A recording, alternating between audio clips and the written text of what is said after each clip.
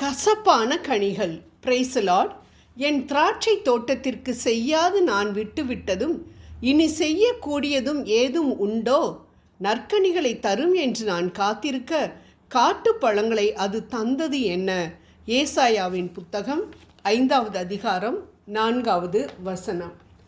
ஏசாயா இறைவாக்கினர் ஆண்டவருக்கு செழிப்பான மேட்டிலே இருந்த ஒரு திராட்சை தோட்டத்தை பற்றிய பாடல் ஒன்றை பாடுகிறார்.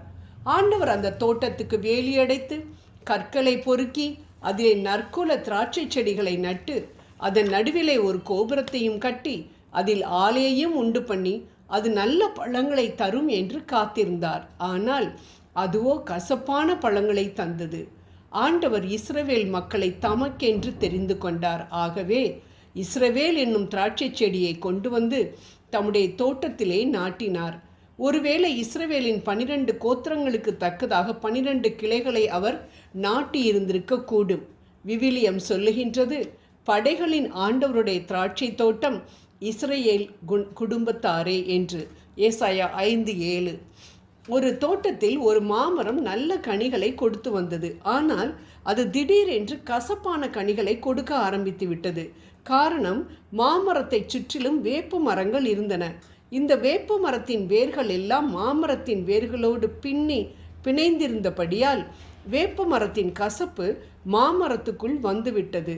கசப்பான மாறாவின் தண்ணீர்கள் அண்டையில் நிற்கும் எந்த மரமானாலும் அது கசப்பான கனிகளைத்தானே கொடுக்கும்.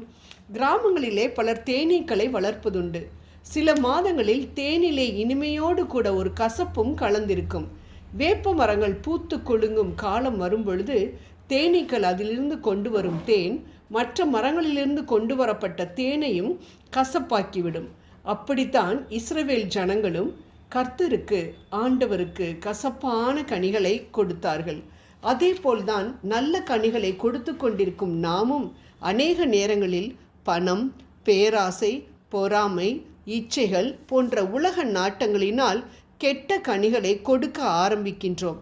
நம்மை பார்த்து ஆண்டவர், உனக்கு எதை செய்யாமல் நான் விட்டுட்டேன், நீ உயிர் வாழ ஜீவனையே நான் கொடுத்துருக்கிறேன், நல்ல உறவுகள், வசதிகள் என பார்த்து ஒரு செடிக்கு உரம் போடுவதை போல உனக்கு அனைத்து ஆசிகளையும் அளித்த பொழுதும் ஏன் நீ கெட்ட கனிகளை கொடுக்கிறாய் என்று கேட்பதை நம் செவிகள் கேட்க மறுக்கின்றனவே.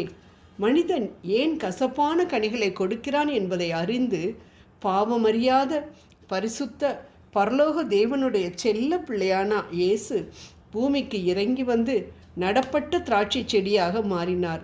நான் மெய்யான திராட்சை செடி, என் பிதா திராட்சை தோட்டக்காரர், யோவான் 15:1 என்றார்.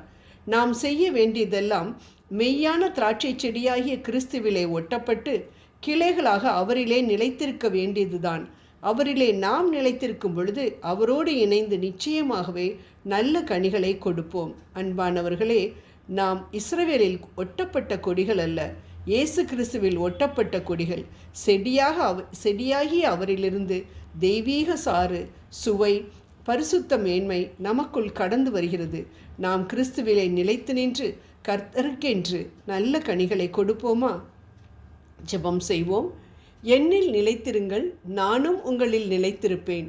கொடியானது திராட்சை செடியில் நிலைத்திராவிட்டால் அது தானாய் கனி கொடுக்க மாட்டாதது போல நீங்களும் என்னில் நிலைத்திராவிட்டால் கனி கொடுக்க மாட்டீர்கள் என்று சொன்ன எங்களது அன்பு தெய்வமே, நாங்கள் உம்மில் நிலைத்திருக்கவும் உலக நாட்டம் என்ற கசப்பான சாறு எங்களில் இறங்கி எங்கள் கனிகளை கெடுக்காமல் பார்த்து கொள்ளவும் இந்த நேரத்தில் உம்மிடம் வேண்டுகிறோம்.